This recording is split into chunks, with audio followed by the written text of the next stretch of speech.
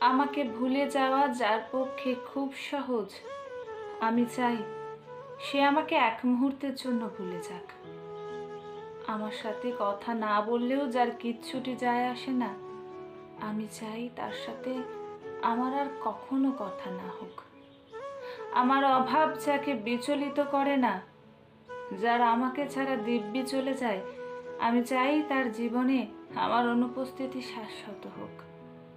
আমার অভিমান, আমার কান্না, আমার নির্ঘুম রাত যাকে বিন্দু মাত্র স্পর্শ করতে পারে না, আমি চাই তার আঙুল আর কোনোদিন আমার আঙুল স্পর্শ না করুক।